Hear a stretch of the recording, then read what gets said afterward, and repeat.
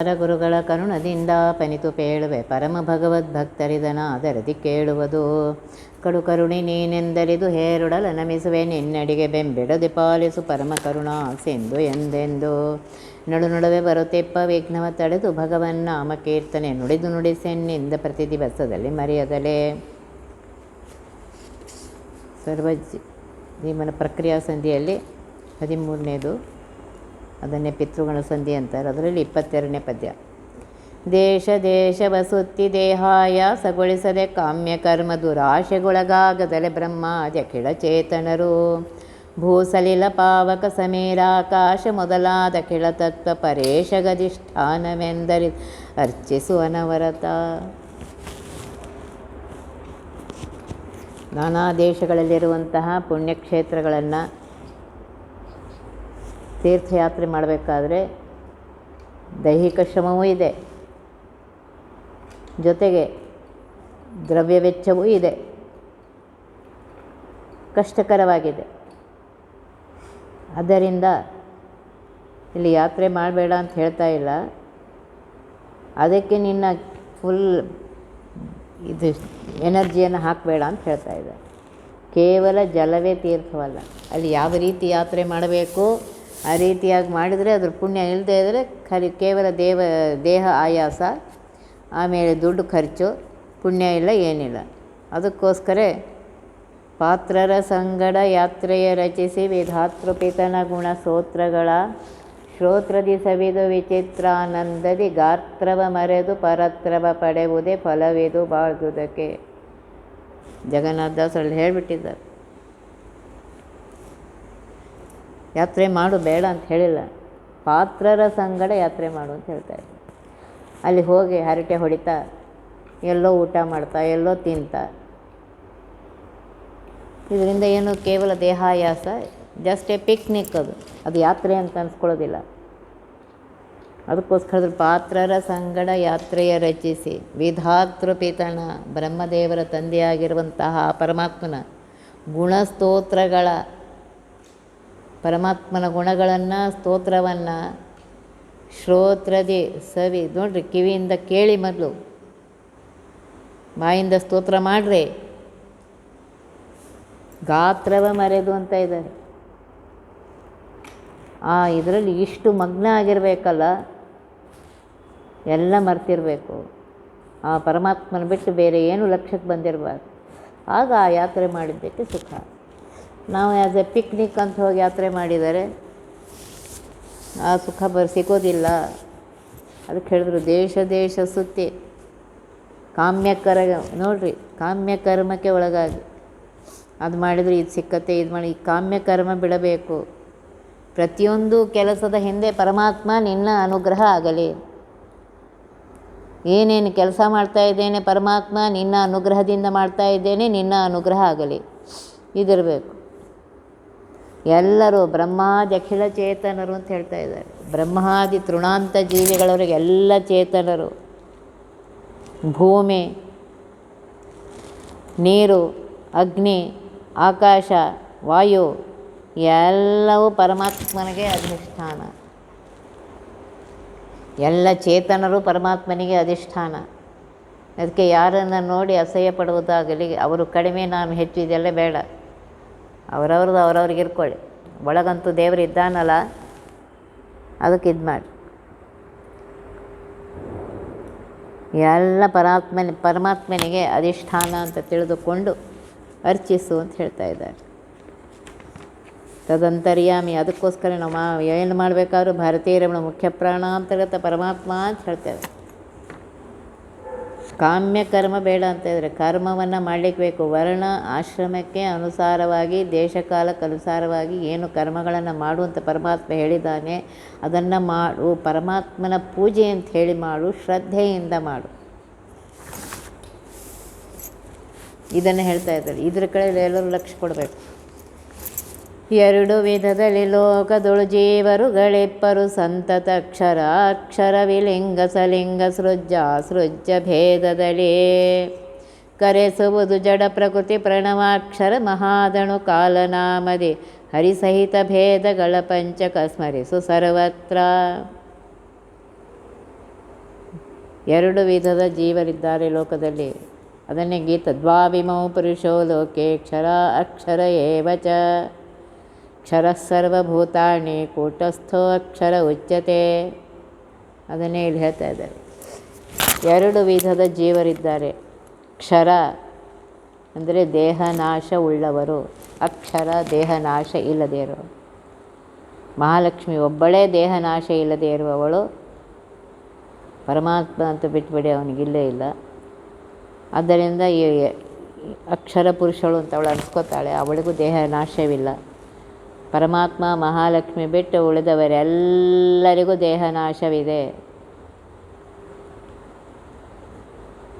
ಮತ್ತು ಕ್ಷರ ಅಕ್ಷರ ಅಂತ ಎರಡು ವಿಧದ ಇದು. ಕ್ಷರ ಅಕ್ಷರ ಅಂತ ಹೇಳ್ತಾ ಇದ್ದಾರೆ. ಅಕ್ಷರ ನಾಶ ಇಲ್ಲದೇ ಇರುವಂಥದ್ದು, ಕ್ಷರ ನಾಶ ಇರುವಂಥದ್ದು. ವಿಲಿಂಗ ಸಲಿಂಗ. ಲಿಂಗ ದೇಹ ಇಲ್ಲದೇ ಇರುವರು ಅಂದರೆ ಮುಕ್ತರು. ಸಲಿಂಗ ಅಂದರೆ ಲಿಂಗ ದೇಹ ಇರುವಂಥ ಉಳಿದ ಎಲ್ಲ ಜೀವಿಗಳು. ಸೃಜ್ಯ ಅಸೃಜ್ಯ. ಸೃಜ್ಯ ಅಂದರೆ ಸೃಷ್ಟಿಗೆ ಬಂದವರು, ಅಸೃಜ್ಯ ಅಂದರೆ ಇನ್ನೂ ಸೃಷ್ಟಿಗೆ ಬಂದಿಲ್ಲ. ಈ ರೀತಿಯಾಗಿ ಭೇದ ಇದೆ.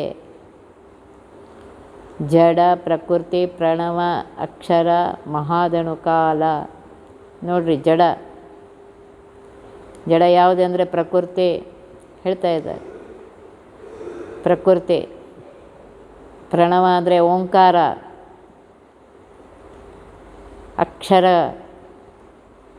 ಅಕ್ಷರಗಳು ಇಲ್ಲಿ ತಗೊಳ್ಳಿ. ಮಹಾದಣು ಕಾಲ, ಅತ್ಯಂತ ಸೂಕ್ಷ್ಮವಾದ ಕಾಲ. ಇವಕ್ಕೆಲ್ಲ ನಿಯಾಮಕ ಪರಮಾತ್ಮನೇ. ಪ್ರತಿಯೊಂದಕ್ಕೂ ಪರಮಾತ್ಮನೇ. ಜಡವೇ ಇರಲಿ ಚೇತನವೇ ಇರಲಿ, ಕಾಲ ಪ್ರಕೃತಿ ಓಂಕಾರ ಸರ್ವಕ್ಕೂ ಪರಮಾತ್ಮ ಅಲ್ಲಿ ಒಳಗಿದ್ದು ಆ ರೀತಿಯಾಗಿ ಮಾಡ್ತಾ ಇದ್ದಾನೆ. ಇದನ್ನು ತಿಳ್ಕೊ. ಹರಿ ಸಹಿತ ಭೇದಗಳ, ಪರಮಾತ್ಮನ ಸಹಿತ ಈ ಭೇದವನ್ನು ತಿಳ್ಕೊ. ಪಂಚಕ ಭೇದ ಪಂಚಕ, ಪಂಚಭೇದಗಳನ್ನು ತಿಳ್ಕೊ ಅಂತ ಹೇಳ್ತಾ ಇದ್ದಾರೆ. ಜೀವಕ್ಕೂ ಭೇದ ಇದೆ, ಜಡಕ್ಕೂ ಭೇದ ಇದೆ. ಒಂದೇ ತಾಯಿಯ ಮಕ್ಕಳಿರ್ತಾರೆ, ಒಂದು 4 2 ಎಷ್ಟೇ ಇರಲಿ, ಆದರೆ ಅವರಲ್ಲಿ ವ್ಯತ್ಯಾಸ ಇದ್ದೇ ಇರುತ್ತೆ. ಗುಣದಿಂದಲೂ ಅವಕ್ಕೆ ಬೇರೆ ಹಾಕಿ ಬೆಳೆಸಿಲ್ಲ, ಒಂದೊಂದಕ್ಕೆ ಒಂದೇ ರೀತಿಯಿಂದ ಬೆಳೆಸಿದ್ದಾಳೆ. ಆದರೆ ಆ ಭೇದ ಯಾವಾಗಲೂ ಎಲ್ಲ ಕಾಲಕ್ಕೂ ಇದೆ. ಜಡ ಜೀವಕ್ಕೂ ಭೇದ ಅಂತೂ ಗೊತ್ತೇ ಆಗ್ತಾ ಇದೆ. ಜಡಕ್ಕೂ ಭೇದ ಇದೆ. ಜಡವಾದ ಬಂಗಾರ ಚಿನ್ನ ಮತ್ತು ಬೆಳ್ಳಿಗೆ ಭೇದ ಇದೆಯೋ ಇಲ್ಲೋ? ಎರಡೂ ಜಡವೇ, ಆದರೆ ಅವಕ್ಕೆ ಭೇದ ಇದೆಯೋ ಇಲ್ಲೋ? ಜಡಕ್ಕೆ ಭೇದ ಇದೆ. ಜೀವ ಜಡಕ್ಕಿಂತ ಪರಮಾತ್ಮನಿಗೆ ಇವೆಲ್ಲದರಿಂದ ಪರಮಾತ್ಮ ಬೇರೆಯಾಗೇ ಇದ್ದಾನೆ. ಇದನ್ನು ತಿಳ್ಕೊ ಅಂತ ಹೇಳ್ತಾ ಇದ್ದಾರೆ. ತಿಳಿದು ಯಾವಾಗಲೂ ಪರಮಾತ್ಮನ ಸ್ಮರಣೆ ಮಾಡ್ತಾಯಿರು.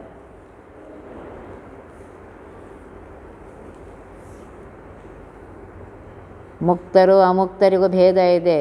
ಸೃಷ್ಟಿಗೆ ಬಂದವರು ಸೃಷ್ಟಿಗೆ ಬರದೇ ಇರೋರಿಗೂ ಭೇದ ಇದೆ. ಜಡ ಪ್ರಕೃತಿ, ವೇದ, ಅಣು ಮಹತ್ಕಾಲ, ಹೀಗೆ ಎಲ್ಲ ಭೇದ ಪರಮಾತ್ಮ ಇದ್ದಾನೆ. ವೇದ ನೋಡ್ರಿ, ಸೃಷ್ಟಿ ಮಾಡುವಾಗಲೇ ಪರಮಾತ್ಮ, ಅವನ ಬಾಯಿಂದ ವೇದಗಳೆಲ್ಲ ಹೊರಗೆ ಬರುತ್ತೆ. ವೇದಕ್ಕೂ ನಾಶವಿಲ್ಲ. ಪ್ರಳಯ ಕಾಲದಲ್ಲಿ ಅವನಲ್ಲಿ ಹೋಗುತ್ತೆ, ಮತ್ತು ಸೃಷ್ಟಿಗೆ ಬಂದ ತಕ್ಷಣ ಅವು ಹೊರಗೆ ಬರುತ್ತೆ. ಹೀಗೆ ಪರಮಾತ್ಮನನ್ನು ಎಲ್ಲ ಕಾಲದಲ್ಲೂ ಸ್ಮರಣೆ ಮಾಡು. ಎಲ್ಲ ಕಾಲಕ್ಕೂ ಪರಮಾತ್ಮನ ಸ್ಮರಣೆ ಮಾಡಿ. ಅಣುರೇಣು ತೃಣಕಾಷ್ಟ, ಎಲ್ಲ ಕಡೆಗೂ ಪರಮಾತ್ಮ ಒಳಗೆ ಅವನು ಪರಿಪೂರ್ಣನೇ ಇದ್ದಾನೆ. ಆಯಾ ಜೀವ ವಸ್ತುಗಳ ಎದಕ್ಕನುಸಾರವಾಗಿ ಅಷ್ಟೇ ಹೊರಗೆ ಪ್ರಕಾಶವನ್ನು ಮಾಡ್ತಾ ಇದ್ದಾನೆ. ಇದನ್ನು ನೆನ್ಪಿಟ್ಕೋ.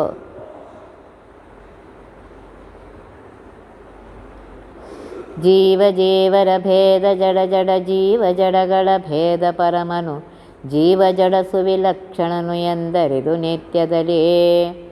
ಏವಿರಿಂಚಾಂಡದೊಳು ಎಲ್ಲ ಠಾವಿನಲಿ ತಿಳಿದೈದು ಭೇದ ಕಳೇವರದೊಳಗರಿತಚ್ಚುತನ ಪದವೈದು ಶೀಘ್ರದಲ್ಲಿ. ಜೀವಕ್ಕೆ ಭೇದ ಇದೆ. ಪ್ರತಿಯೊಂದು ಜೀವವು, ಎಲ್ಲರೂ ಮನುಷ್ಯರೇ ಇದ್ದಾರೆ, ಅಥವಾ ಪ್ರಾಣಿಗಳು, ಅವುಗಳಲ್ಲಿಯೇ ಭೇದ ಇದೆ. ಇದು ಸಹಜವಾದದ್ದು, ಪರಮಾತ್ಮ ಮಾಡಿಟ್ಟದ್ದಲ್ಲ, ಆ ಜೀವಕ್ಕೆ ಇರುವಂತಹದ್ದು. ಜಡ ಜಡಕ್ಕೂ ಭೇದ ಇದೆ, ಜೀವ ಜಡಗಳಿಗೂ ಭೇದ ಇದೆ, ಜೀವ ಪರಮಾತ್ಮನಿಗೂ ಭೇದ ಇದೆ. ಎಷ್ಟೇ ಜೀವ ಇದ್ದರೂ ನಾನು ಅಂತ ಹೇಳ್ತಾನೆ, ಇಲ್ಲ, ಪರಮಾತ್ಮ ಒಬ್ಬನೇ ಸರ್ವೋತ್ತಮ. ಎಲ್ಲ ಜೀವರಾಶಿಗಳು ಪರಮಾತ್ಮನ ಅಧೀನ ಎಲ್ಲ ಕಾಲಕ್ಕೂ. ಜಡ ಪರಮಾತ್ಮನಿಗೆ ಭೇದ ಇದ್ದೇ ಇದೆ, ಅದು ಹೇಳೋ ಅವಶ್ಯಕತೆ ಇಲ್ಲೇ ಇಲ್ಲ. ಸ್ಥೂಲ ಶರೀರದಲ್ಲಿ 24 ತತ್ವಗಳಿಂದ ಈ ಶರೀರ ಆಗಿದೆ. ಆ 24 ತತ್ವಗಳಿಗೂ ಭೇದ ಇದೆಯೋ ಇಲ್ಲ? ಅಲ್ಲಿರುವ ದೇವತೆಗಳಿಗೂ ಭೇದ ಇದೆ, ಆ ವಸ್ತುಗಳಿಗೂ ಭೇದ ಇದೆ, ತತ್ವಗಳಿಗೂ ಭೇದ ಇದೆ. ಸ್ಥೂಲ ಶರೀರಕ್ಕೂ ಅನಿರುದ್ಧ ಶರೀರಕ್ಕೂ ಭೇದ ಇದೆ. ಅನಿರುದ್ಧ ಶರೀರದಲ್ಲಿ 24 ತತ್ವಗಳಿವೆ, ಆದರೆ ಅವು ಸೂಕ್ಷ್ಮ ರೂಪದಿಂದ ಇವೆ. ಸ್ಥೂಲ ಶರೀರದಲ್ಲಿ ಅವು ಸ್ಥೂಲವಾಗಿವೆ. ಅವ್ಯಕ್ತ ಲಿಂಗ ಶರೀರಕ್ಕೂ ಅನಿರುದ್ಧ ಶರೀರಕ್ಕೂ ಭೇದ ಇದೆ. ಲಿಂಗ ಶರೀರ ಕೇವಲ 16 ತತ್ವಗಳಿಂದ ಕೂಡಿದೆ, ಅನಿರುದ್ಧ ಶರೀರ 24 ತತ್ವಗಳಿಂದ. ಅವ್ಯಕ್ತ ತತ್ವ ಮಹಾಲಕ್ಷ್ಮೀ ದೇವಿಗೂ ಮತ್ತು ಉಳಿದ ಎಲ್ಲದಕ್ಕೂ ಭೇದ ಇದೆ. ಮಹತ್ತತ್ವ ಎಲ್ಲದಕ್ಕೂ ಭೇದ ಇದೆ. ಭೇದ ಪ್ರತಿ ಕ್ಷಣಕ್ಕೂ ಇದೆ, ಪ್ರತಿಯೊಂದರಲ್ಲೂ ಇದೆ. ಜೀವನಿಗೂ ಜಡ ಶರೀರಕ್ಕೂ ಭೇದ ಇದೆ. ಈ ಜಡ ಶರೀರವೇ ಜೀವ ಅಲ್ಲ, ಈ ಜಡ ಶರೀರದಲ್ಲಿ ಜೀವನಿದ್ದಾನೆ, ಅವನು ಸೂಕ್ಷ್ಮನಾಗಿದ್ದಾನೆ. ಆದ್ದರಿಂದ ಪರಮಾತ್ಮ ಅವನಿಗೆ ಈ ಸ್ಥೂಲ ಶರೀರವನ್ನು ಕೊಟ್ಟು ಕೆಲಸ ನಡೆಸ್ತಾ ಇದ್ದಾನೆ. ತಾನಲ್ಲ, ಅದು ತನ್ನದಲ್ಲ, ಮುಂದೆ ಬಾಹುದಲ್ಲ, ಅದು ಸ್ಥಿರವಲ್ಲ. ಕನಕದಾಸರು ಹೇಳ್ತಾ ಇದ್ದಾರೆ, ಈ ಶರೀರ ನನ್ನದಲ್ಲ, ಮುಂದೆ ಇದೇ ಮನುಷ್ಯ ಶರೀರ ಬರುತ್ತೆ ಅಂತ ಗ್ಯಾರಂಟಿ ಇಲ್ಲ. ಆದ್ದರಿಂದ ಮನುಷ್ಯ ಶರೀರ ಬಂದಾಗಲೇ ಸಾಧನೆ ಮಾಡ್ಕೊತ ಹೇಳ್ತಾರೆ. ತನ್ನದಲ್ಲ, ಇದು ನಂದೇ ಅಲ್ಲ, ದೇವರು ಕೊಟ್ಟಿದ್ದಾನೆ ಅಂತಿದೆ. ಮುಂದೆ ಬರುತ್ತೋ ಇಲ್ಲೋ ಗ್ಯಾರಂಟಿ ಇಲ್ಲ, ಸ್ಥಿರವಲ್ಲ. ಹೀಗೇ ಅನಂತ ಕಾಲದವರೆಗೆ ಇರ್ತೇನೆ ಏನಿಲ್ಲ, ಎಷ್ಟು ವರ್ಷ ಆಯುಷ್ಯ ಇದೆ ಅಷ್ಟೇ ಇರ್ತೇನೆ. ಅದರಿಂದ ಅಹಂಕಾರ ಪಡದೆ ಪರಮಾತ್ಮ ಕೊಟ್ಟಿದ್ದನ್ನು ಸ್ವೀಕಾರ ಮಾಡಿ ಈ ಪಂಚಭೇದವನ್ನು ತಿಳಿದುಕೊಂಡು ಎಲ್ಲ ಜೀವರಲ್ಲಿಯೂ ಪರಮಾತ್ಮ ಇದ್ದಾನೆ ಅಂತ ಹೇಳಿ ತಾರತಮ್ಯಾನುಸಾರವಾಗಿ ಅವರಿಗೇನು ಮರ್ಯಾದೆ ಕೊಡಬೇಕು ಅದನ್ನು ಕೊಟ್ಟು, ಪರಮಾತ್ಮನೇ ಎಲ್ಲ ಚೇತನಲ್ಲಿದ್ದುಕೊಂಡು ಎಲ್ಲ ಕರ್ಮಗಳನ್ನು ಅವರಿಂದ ಅವರವರ ಯೋಗ್ಯತೆ, ಅನಾದಿ ಯೋಗ್ಯತಾ, ಅನಾದಿ ಕರ್ಮ, ಅವರ ಪ್ರಯತ್ನಕ್ಕನುಸಾರವಾಗಿ ಮಾಡಿಸ್ತಾ ಇದ್ದಾನೆ.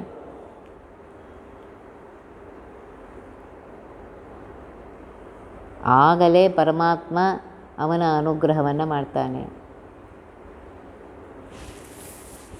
ಅದನ್ನೇ ಹೇಳ್ತಾರೆ, ಅರಿದು ಕಳೇವರದಲ್ಲಿ ಅರಿತು ಅಚ್ಯುತನ, ಶಾಶ್ವತನಾಗಿರುವಂತಹ, ನಾಶರಹಿತನಾಗಿರುವಂತಹ ಪರಮಾತ್ಮನ ಪದವೈದು ಶೀಘ್ರದಲ್ಲಿ ಇದೆಲ್ಲ ತಿಳಿದರೆ ಬೇಗ ನಿನಗೆ ಪರಮಾತ್ಮನ ಅನುಗ್ರಹ ಆಗತ್ತೆ ಅಂತ ಹೇಳ್ತಾ ಇದ್ದಾರೆ. ಅದರಿಂದ ಸರಿಯಾಗಿ ತಿಳಿದುಕೊಂಡು ನಾವೇನು ಮಾಡ್ತೇವೆ ಅಂದರೆ, ಸಿಲೆಬಸ್ ಗೊತ್ತಿಲ್ಲ, ನಾನು ತಿಳಿದದ್ದೇ ಸರಿ, ಆಮೇಲೆ ಇಷ್ಟು ಮಾಡಿದ್ರು ನಿಮ್ಮ ದೇವ್ರು ಯಾಕೆ ಇಷ್ಟು ಮಾಡ್ದ, ಅಷ್ಟು ಮಾಡಿದ್ರು ನಿಮ್ಮ ದೇವ್ರು ಯಾಕೆ ಇಷ್ಟು ಮಾಡ್ದ ಅಂತೀವಿ.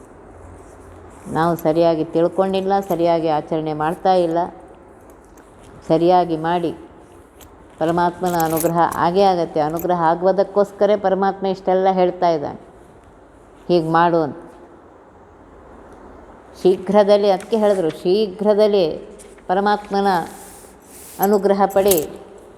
ಇದೆಲ್ಲ ಸರಿಯಾಗಿ ತಿಳಿದುಕೊಂಡು ಸರಿಯಾಗಿ ಮಾಡಿದಾಗ ಪರಮಾತ್ಮ ಅನುಗ್ರಹ ಮಾಡ್ತಾನೆ. ಆದಿಯಲ್ಲಿ ಕ್ಷರಾಕ್ಷರಾಕ್ಷದ್ವೇದ ಅಕ್ಷರದೊಳು ರಮಾ ಮಧುಸೂದನರು ಕ್ಷರಗಳೊಳು ಪ್ರಕೃತಿ ಪ್ರಣವ ಕಾಲದೊಳು ವೇದ ಮುಖ್ಯ ತೃಣಾಂತ ಜೇವರ ಭೇದಗಳ ನರಿತೀ ರಹಸ್ಯವ ಬೋಧಿಸದೆ ಮಂದರಿಗೆ ಸರ್ವತ್ರದಲ್ಲಿ ಚಿಂತಿಪುದು.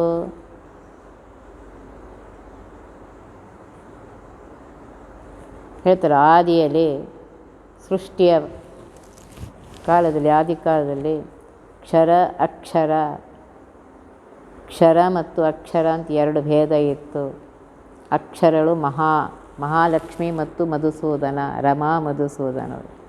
ಕ್ಷರಗಳಲ್ಲಿ ಪ್ರಕೃತಿ, ಪ್ರಣವ, ಕಾಲ, ಬ್ರಹ್ಮಾದಿ ದೇವರಿಂದ ಹಿಡ್ಕೊಂಡು ತೃಣಾಂತ ಜೀವರವರೆಗೂ ಈ ಭೇದವನ್ನು ತಿಳ್ಕೋ. ಅಜ್ಞಾನಿಗಳಿಗೆ, ಮೂಢರಿಗೆ ಇದನ್ನು ಹೇಳಕ್ಕೆ ಹೋಗಬೇಡ. ಆವಾಗ ಅವ್ರು ನಗ್ತಾರೆ, ನಿನಗೇನು ಗೊತ್ತದ, ಹಂಗೆ ನೀನು ಭೇದ ಹೇಳ್ತಿದ್ದೆ, ಹಂಗೆ ಮಾಡ್ತಿದ್ದೆ, ಹಿಂಗೆ ಮಾಡ್ತಿದ್ದೆ ಹೇಳ್ತಾರೆ. ಬೇಡ, ಇದು ಬೇಡ. ತಿಳ್ಕೋ, ರಹಸ್ಯವನ್ನು ತಿಳಿದು ಎಲ್ಲ ಕಾಲದಲ್ಲಿ ಇದನ್ನು ಚಿಂತನೆ ಮಾಡು. ಪ್ರತಿಯೊಂದು ಸಮಯದಲ್ಲಿ ಇದು ಚಿಂತನೆ ಮಾಡಬೇಕು. ಓಂಕಾರ ನಿಜ, ನಿತ್ಯ ಇದೆ. ಅದರ ಸೃಷ್ಟಿ ಪ್ರಾರಂಭದಲ್ಲಿ ಓಂಕಾರದಿಂದ ಸರ್ವಭಾಷಾ ಅಭಿವಂದನ ಶಕ್ತಿಯನ್ನು ಪರಮಾತ್ಮ ಕೊಟ್ಟಿದ್ದಾನೆ. ಇವು ಪುರಾಣಗಳು. ಇವೆಲ್ಲ ಏನಿದೆ, ಇವೆಲ್ಲ ಪ್ರಳಯ ಕಾಲದಲ್ಲಿ ಪರಮಾತ್ಮ ತೆಗೆದು ಮತ್ತೆ ವಾಪಸ್ ಆ ಎಲ್ಲ ಪುರಾಣಗಳನ್ನು 18 ಮಹಾಪುರಾಣಗಳು, 18 ಪುರಾಣಗಳು, ವೇದ, ಉಪನಿಷತ್ತು ಎಲ್ಲ ಪರಮಾತ್ಮ ಮತ್ತೆ ಹೊರಗೆ ತರ್ತಾನೆ. ಅದಕ್ಕೆ ಹೇಳ್ತಾ ಇದ್ದಾರೆ, ಪುರಾಣಾದಿಗಳು ಅರ್ಥತಃ ನಿತ್ಯ. ಅರ್ಥ ಚೇಂಜ್ ಆಗೋದಿಲ್ಲ, ಶಬ್ದ ಚೇಂಜ್ ಆಗ್ಬೋದು. ಶಬ್ದತಃ ನಿತ್ಯ, ಯಾಕೆಂದರೆ ಶಬ್ದಗಳಲ್ಲಿ ಹೋಗಿ ಮತ್ತೆ ಬರುತ್ತೆ. ಕಾಲ ನಿತ್ಯ, ಮಹಾಕಾಲ ನಿತ್ಯವಾದರೂ ಸೃಷ್ಟಿಯ ಪ್ರಾರಂಭದಲ್ಲಿ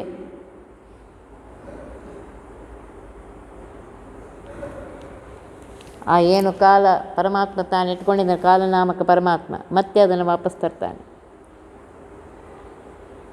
ಪ್ರಣವಕ್ಕೆ, ಓಂಕಾರಕ್ಕೆ ಬ್ರಹ್ಮದೇವರ ಅಭಿಮಾನಿಗಳು, ಕಾಲಕ್ಕೆ ಗರುಡ ದೇವರ ಅಭಿಮಾನಿಗಳು. ಬ್ರಹ್ಮಾದಿ ದೇವರ ಸ್ಥೂಲ ಶರೀರಕ್ಕೆ ನಾಶ ಇದೆ ಹೊರತು ಸ್ವರೂಪಕ್ಕಿಲ್ಲ. ಅನಿತ್ಯವಾದುದರಲ್ಲಿ ಕ್ಷರ, ನಿತ್ಯವಾದುದರಲ್ಲಿ ಅಕ್ಷರ ರೂಪದಿಂದ ಇದ್ದಾನೆ. ಕ್ಷರ, ಅಕ್ಷರ, ಪ್ರಕೃತಿ, ಪ್ರಣವ, ಕಾಲ, ಬ್ರಹ್ಮಾದಿ ತೃಣಾಂತ ಜೀವರು. ಈ 5 ರಹಸ್ಯವನ್ನು ತಿಳ್ಕೊ. ಎಲ್ಲ ದೇಶದಲ್ಲಿ, ಎಲ್ಲ ಕಾಲದಲ್ಲಿ ಭೇದ ನಿತ್ಯವಾಗಿದೆ, ಸತ್ಯವಾಗಿದೆ. ಇಲ್ಲಷ್ಟೇ ಇದೆ, ಉಳಿದ ಕಡೆ ಇಲ್ಲ. ಅದು ಭೇದ ತಿಳ್ಕೋದೇ ಇರೋದು ಭೇದ ಇದ್ದೇ ಇದೆ. ಒಂದು ಕ್ಲಾಸ್ನಲ್ಲಿ ಒಂದು 50 ಹುಡುಗರು ಇರ್ತಾರೆ. ಟೀಚರ್ ಒಂದೇ ಪಾಠ ಮಾಡ್ತಾ ಇರೋದು, ಒಬ್ಬನೇ ಟೀಚರು. ಈ ಹುಡುಗ ಫಸ್ಟ್ ಬರಲಿ, ಈ ಹುಡುಗ ಫೇಲ್ ಆಗಲಿ ಅಂತ ಇರುತ್ತೆ ಅವನ ಉದ್ದೇಶ. ಇಲ್ಲ, ಪಾಠ ಮಾಡುವಾಗ ಎಲ್ಲರನ್ನೂ ಉದ್ದೇಶಿಸಿ ಒಂದೇ ಪಾಠವನ್ನು ಮಾಡ್ತಾ ಇದ್ದಾರೆ. ಆದರೆ ಒಂದು ಹುಡುಗ ಲಕ್ಷ್ಯ ಕೊಟ್ಟು ಕೇಳಿ ಮಾರ್ಕ್ಸ್ ತೆಗೆಯುತ್ತೆ, ಇನ್ನೊಂದು ಹುಡುಗ ಲಕ್ಷ್ಯ ಕೊಡೋದೇ ಆ ಕಡೆ ಈ ಕಡೆ ಮಾಡ್ತಾಯಿದ್ದಾರೆ. ಇದನ್ನು ತಿಳ್ಕೊಳ್ಳಿ. ಇದರಿಂದ ಭೇದ. ಪಾಠ ಹೇಳಿದ್ದು ಒಬ್ಬರೇ ಟೀಚರ್. ಎಲ್ಲರೂ ಪಾಸಾಗಲಿ, ಎಲ್ಲರೂ ಚೆನ್ನಾಗಿ ಓದಲಿ, ಎಲ್ಲರೂ ಇದು ಮಾಡಲಿ ಅಂತ ಹೇಳ್ತಾ ಇದ್ದಾನೆ. ಆದರೆ ಆ ಭೇದ ಇದೆ ನೋಡಿ, ಜೀವನ ಯೋಗ್ಯತೆ, ಅದಕ್ಕನುಸಾರವಾಗಿ ಆ ರೀತಿ ಮಾಡ್ತಾರೆ. ಜೊತೆಗೆ ಪ್ರಯತ್ನವಿರಬೇಕು. ಇದನ್ನು ಶ್ರೀಮದಾಚಾರ್ಯರು ಹೇಳ್ತಾ ಇದ್ದಾರೆ. ಅನಾದಿ ಯೋಗ್ಯತೆ ಇದೆ, ಆದರೆ ನೀವು ಪ್ರಯತ್ನ ಮಾಡದೇ ಇದ್ದರೆ, ಅನಾದಿ ಕರ್ಮನೂ ಚೆನ್ನಾಗಿದೆ, ಅನಾದಿ ಯೋಗ್ಯತೆಯೂ ಚೆನ್ನಾಗಿದೆ, ನೀನು ಪ್ರಯತ್ನ ಮಾಡದೇ ಇದ್ರೆ ಆಗತ್ತೇನು? ಪ್ರಯತ್ನ ಮಾಡಲಿಕ್ಕೇ ಬೇಕು. ಸರ್ವರು ಪ್ರಯತ್ನ ಮಾಡಿ ಗುರುಗಳ ಹತ್ರ ಹೋಗಿ ಕೇಳಿ ಯಾವ ರೀತಿ ಪ್ರಯತ್ನ ಮಾಡಬೇಕು ಏನು ಎಲ್ಲ ಹೇಳ್ತಾರೆ. ಆ ರೀತಿಯಾಗಿ ಮಾಡಿದಾಗ ಪರಮಾತ್ಮ ನಿನಗೆ ಅನುಗ್ರಹ ಮಾಡ್ತಾನೆ. ನಾವೇನು ಮಾಡ್ತೀವಿ ಅಂದರೆ ಇದೆಲ್ಲ ಬಿಟ್ಬಿಟ್ಟು ಇವೆಲ್ಲ ಭೇದ ಹೇಳ್ತಾ ಇದ್ದಾರೆ, ಎಲ್ಲರೂ ಒಂದೇ ಆಗಲಿಕ್ಕೆ ಸಾಧ್ಯ ಇಲ್ಲ. ಒಂದೇ ಮನೆಯಲ್ಲೇ ಎಲ್ಲರೂ ಒಂದೇ ಇರೋದಿಲ್ಲ, ಇನ್ನು ಪ್ರಪಂಚದಲ್ಲಿ ಇರ್ತದೆ. ಹಾಗಂತ ಜಗಳ ಆಡಬೇಡ್ರಿ. ನಾ ಮೇಲೂ ನೀ ಕೇಳು ಅಂತ ಜಗಳ ಆಡಬೇಕು ಅಂತ ಹೇಳ್ತಾ ಇಲ್ಲ. ನಿಮ್ಮ ನಿಮ್ಮ ಯೋಗ್ಯತೆಗನುಸಾರವಾಗಿ ಪ್ರಯತ್ನ ಮಾಡಿರಿ, ಪರಮಾತ್ಮ ನಿಮಗೆ ಅನುಗ್ರಹ ಮಾಡೇ ಮಾಡ್ತಾನೆ. ಪರಮಾತ್ಮ ಇವರಿಗಷ್ಟೇ ಅನುಗ್ರಹ ಮಾಡ್ತೀನಿ, ಇವರಿಗೆ ಅನುಗ್ರಹ ಮಾಡಿದ್ರೆ ಹೀಗೆಲ್ಲ ಹೇಳಿಲ್ಲ ಅವನು. ನಿಮ್ಮ ನಿಮ್ಮ ವರ್ಣಾಶ್ರಮಕ್ಕನುಸಾರವಾಗಿ, ದೇಶಕಾಲಕ್ಕನುಸಾರವಾಗಿ ಧರ್ಮ ಮಾಡಿರಿ, ನಾನು ಎಲ್ಲರಿಗೂ ಅನುಗ್ರಹ ಮಾಡ್ತೀನಿ ಅಂತ ಹೇಳಿದ್ದಾನೆ. ಬಡವನಾದ ಸುಧಾಮನಿಗೆ ಹಿಂದೆ ಬಂತು, ಅದು ಅನುಗ್ರಹ ಮಾಡಲಿಲ್ಲೇನು ಪರಮಾತ್ಮ? ರಾಮಾವತಾರನಾಗಿ ಶಬರಿಯ ಎಂಜಲವನ್ನು, ಅಂದರೆ ಅವಳು ಕೊಟ್ಟಂಥ ಹಣ್ಣನ್ನು ಪರಮಾತ್ಮನಿಗೆ ನೈವೇದ್ಯ ಕೊಡುವಾಗ ಮೂಸಿಯೂ ನೋಡಬಾರ್ದು, ಅದು ಎಂಜಲಾಗತ್ತೆ. ಎಂಜಲು ಅಂದರೆ ಅವಳು ಕಚ್ಚಿ ತಿಂದು ಕೊಟ್ಟಿಲ್ಲ, ಈ ಹಣ್ಣು ಚೆನ್ನಾಗಿದೆ ಅಂತಂದರೂ ಇಲ್ಲ. ದಿನಾಲು ಹಣ್ಣು ತಂದಿಡ್ತಿದ್ರು. ಪರಮಾತ್ಮ ಆಕೆಗೆ ಅನುಗ್ರಹ ಮಾಡಲಿಲ್ಲೇನು? ಇದು ಯಾವುದೂ ನೋಡೋದಿಲ್ಲ, ಪರಮಾತ್ಮ ನೋಡ್ತಾನೆ ಭಕ್ತಿ. ಭಕ್ತಿ ನೀನು ಎಷ್ಟು ರೀತಿಯಿಂದ ಧರ್ಮ ಮಾಡ್ತಾ ಇದ್ದೀಯ ಅನ್ನೋದು ನೋಡ್ತಾ ಇದ್ದಾನೆ ಪರಮಾತ್ಮ. ಇದ್ರ ಕಡೆ ಲಕ್ಷ್ಯ ಕೊಡ್ರಿ. ನಾವೇನು ಮಾಡ್ತೀವಿ, ಇದ್ರ ಕಡೆ ಲಕ್ಷ್ಯ ಕೊಡದೆ ಮನಸ್ಸಿಗೆ ಬಂದದ್ದೇ ಯೋಚಿಸ್ತಾ ಇರ್ತೇವೆ. ಇಲ್ಲ, ಪರಮಾತ್ಮ ಎಲ್ಲರಿಗೂ ಅನುಗ್ರಹ ಮಾಡಲಿಕ್ಕೆ ಹುಟ್ಟಿಸಿದ್ದಾನೆ. ನೀನು ಅದನ್ನು ಏನು ಹೇಳಿದ್ದಾನೆ ಆ ಸರಿಯಾಗಿ ಸಿಲೆಬಸ್ಸನ್ನು ತಿಳಿದುಕೊಂಡು ಆ ರೀತಿಯಾಗಿ ಪ್ರಯತ್ನ ಮಾಡು. ಪರಮಾತ್ಮ ಅನುಗ್ರಹ ಮಾಡಿಯೇ ಮಾಡ್ತಾನೆ. ಅನುಗ್ರಹ ಮಾಡುವುದಕ್ಕೋಸ್ಕರನೇ ಸೃಷ್ಟಿ ಮಾಡಿದ್ದಾನೆ. ಅನುಗ್ರಹ ಮಾಡುವುದಕ್ಕೋಸ್ಕರ ನಮಗಿದೆಲ್ಲ ಕೊಟ್ಟಿದ್ದಾನೆ. ಅನುಗ್ರಹ ಮಾಡುವುದಕ್ಕೋಸ್ಕರ ಇಷ್ಟೆಲ್ಲ ಮಾಡ್ತಾ ಇದ್ದಾನೆ ಅವನು. ನೀನು ಜೀವನಾದನಿಂದ, ಚೇತನನಾದ್ದರಿಂದ ನೀನು ಸ್ವಲ್ಪ ಪ್ರಯತ್ನ ಮಾಡು. ನೀನು ಒಂದು ಹೆಜ್ಜೆ ಇಡು. ಕರುಣಾ ಸಮುದ್ರನಾದಂತಹ ಪರಮಾತ್ಮ ಎದರಿಂದ 4 ಹೆಜ್ಜೆ 100 ಹೆಜ್ಜೆ ಇಟ್ಟು ಬರ್ತಾನೆ. ಆದರೆ ನೀವು ಒಂದು ಹೆಜ್ಜೆ ಇಡಲಿಕ್ಕೇ ಬೇಕು. ಸುಮ್ಮನೆ ಕೂತ್ರೆ ಪರಮಾತ್ಮ ಅನುಗ್ರಹ ಮಾಡೋದಿಲ್ಲ. ಆದ್ದರಿಂದ ಇದನ್ನು ತಿಳಿದುಕೊಂಡು ಆ ಪರಮಾತ್ಮ ಹೇಳಿದಂತೆ ಮಾಡು, ಆಗ ನಿನಗೆ ಪರಮಾತ್ಮ ಅನುಗ್ರಹ ಮಾಡಿಯೇ ಮಾಡ್ತಾನೆ. ದೀಪಗಳು ಪೊರಮೊಟ್ಟಾಪಣಾಲಯ ಗತ ತಿಮಿರಗಳ ತಾಪರಿಹಾರ ಗೈಸಿ ತದ್ಗತ ಪದಾರ್ಥ ತೋರ್ಪಂತೆ ಸೌಪರ್ಣಿ ವರವಹತಾ ಬಹುರೂಪನಾಮದಿ ಎಲ್ಲ ಕಡೆಯಲ್ಲಿ ವ್ಯಾಪಿಸಿದ್ದು ಯಥೇಷ್ಟ ಮಹಿಮೆಯ ತೋರ್ಪದಿಳಿಸದಲೇ. ದೀಪ ಹಚ್ಚಿದಾಗ ಸಾಯಂಕಾಲ ಸೂರ್ಯಾಸ್ತ ಆದ ತಕ್ಷಣ ದೀಪ ಹಚ್ತೇವೆ.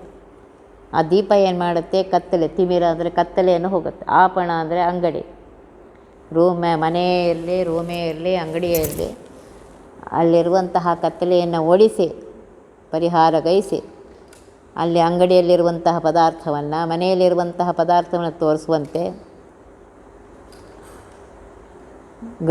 ಸೌಪರ್ಣಿ ವಾಹನ, ಗರುಡ ವಾಹನನಾಗಿರುವಂತಹ ಪರಮಾತ್ಮ ಅನಂತ ರೂಪದಿಂದ, ಅನಂತ ನಾಮದಿಂದ ಸರ್ವತ್ರದಲ್ಲಿ ವ್ಯಾಪಿಸಿದ್ದು, ಎಲ್ಲರಲ್ಲಿದ್ದು ಮಾಡೋನು ಅವನೇ. ಸರ್ವತ್ರದಲ್ಲಿ ವ್ಯಾಪಿಸಿದ್ದು ಎಲ್ಲ ಕರ್ಮಗಳನ್ನು ಮಾಡಿಸ್ತಾ ಇದ್ದಾನೆ. ಆದರೆ ಗೊತ್ತಾಗ್ತಾ ಇಲ್ಲ. ನಾನೇ ಮಾಡಿದ್ದೀನಿ, ನನ್ನಿಂದಲೇ ಆಗ್ತಾಯಿದೆ, ನನ್ನಷ್ಟು ಯಾರು ಮಾಡ್ತಾರೆ, ನನ್ನಷ್ಟು ಯಾರು ಹೇಳ್ತಾರೆ, ನನ್ನಷ್ಟು ಯಾರು ಕೇಳ್ತಾರೆ. ಇದು ಬಿಡ್ರಿ. ಒಂದೇ ದೀಪದ ಜ್ಯೋತಿಯಿಂದ ನೋಡ್ರಿ, ಒಂದು ದೀಪದಿಂದ ಇನ್ನೊಂದು ದೀಪ ಹಚ್ತೀವಿ. ಪ್ರಕಾಶ ಒಂದೇ ಇದ್ದರೂ ದೀಪ ಬೇರೆ ಬೇರೆ ಇದೆಯೋ ಇಲ್ಲ. ಎಲೆಕ್ಟ್ರಿಕ್ ಪವರ್ ಒಂದೇ ಇದೆ. 0 ಕ್ಯಾಂಡಲ್ ಬಲ್ಬಲ್ಲೂ ಅದು ಎಲೆಕ್ಟ್ರಿಕ್ ಹಚ್ಚುತ್ತೆ. 100 ಕ್ಯಾಂಡಲು, 1000 ಕ್ಯಾಂಡಲ್ ಎಲ್ಲ ಹಚ್ಚುತ್ತೋ ಇಲ್ಲೋ. ಅದರ ಬಲ್ಬಿನ ಶಕ್ತಿಗನುಸಾರವಾಗಿ ಅಷ್ಟೇ ಕರೆಂಟ್ ಅದರಲ್ಲಿ ಹೋಗಿ ಆ ಪ್ರಕಾಶವನ್ನು ತಂದುಕೊಳ್ತಾ ಇದೆಯೋ ಇಲ್ಲೋ. ಅದರಂತೆ ಪರಮಾತ್ಮ ಸರ್ವತ್ರ ವ್ಯಾಪ್ತನಾಗಿದ್ದು ಆಯಾ ಅಧಿಷ್ಠಾನಕ್ಕನುಸಾರವಾಗಿ, ಆಯಾ ಜೀವರ ಯೋಗ್ಯತೆಗನುಸಾರವಾಗಿ, ಆಯಾ ಜೀವರ ಗುಣಕ್ಕನುಸಾರವಾಗಿ ತನ್ನ ಇಚ್ಛಾರೂಪವಾಗಿರುವಂತಹ ಮಹಿಮೆಯನ್ನು ತೋರಿಸ್ತಾ ಇದ್ದಾನೆ. ಅನಂತ ಮಹಿಮೆ ಇದೆ ಅವನಿಗೆ. ಆದರೆ ಆ ಯೋಗ್ಯತೆಗನುಸಾರವಾಗಿ, ಅಧಿಷ್ಠಾನಕ್ಕನುಸಾರವಾಗಿ ಅಷ್ಟೇ ತೋರಿಸ್ತಾ ಇದ್ದಾನೆ. ಅಷ್ಟೇ ಪರಮಾತ್ಮನ ಮಹಿಮೆ ಅಂತ ತಿಳ್ಕೊಬೇಡಿ. ಇನ್ನೂ ಅನಂತ ಮಹಿಮನಾಗಿದ್ದಾನೆ ಪರಮಾತ್ಮ. ನಳಿನ ಮಿತ್ರಗೈಂದ್ರದನು ಪ್ರತಿಫಲಿಸುವಂತೆ ಜಗತ್ರಯವು ಕಂಗೊಳಿಪುದನುಪಾಧಿಯಲ್ಲಿ ಪ್ರತಿಬಿಂಬ ಭಯದಿ ಹರಿಗೆ ತಿಳಿಯ ತ್ರಿಕಕುದ್ಧಾಮನತಿ ಮಂಗಳ ಸ್ವರೂಪವ ಸರ್ವಠಾವಿಲಿ ಪೊಳೆವ ಹೃದಯಕ್ಕೆ ಪ್ರತಿ ದಿವಸ ಪ್ರಹ್ಲಾದ ಪೋಷಕನು. ನಾಳಿನ ದಿವಸ ಈ ವಿವರವನ್ನು ತಿಳ್ಕೊಂಡು ಒತ್ತಿ ಬಹವಿಘ್ನಗಳ ಕಳೆದಪ ಮೃತ್ಯುವಿಗೆ ಮರೆ ಮಾಡಿ ಕಾಲನ ದೂತರಿಗೆ ಭೀಕರವ ಪುಟ್ಟಿಸಿ ಸಕಲ ಸಿದ್ಧಿಗಳ ಒತ್ತಿಗೊಳ್ಳೆ ಶಿವನರು ಹೇಕ್ಷಣ ನೃತ್ಯ ಮಾಡುವರವರ ಮನೆಯೊಳು ನಿತ್ಯ ಮಂಗಳ ಹರಿಕಥಾಮೃತ ಸಾರ ಪಠಿಸುವರ.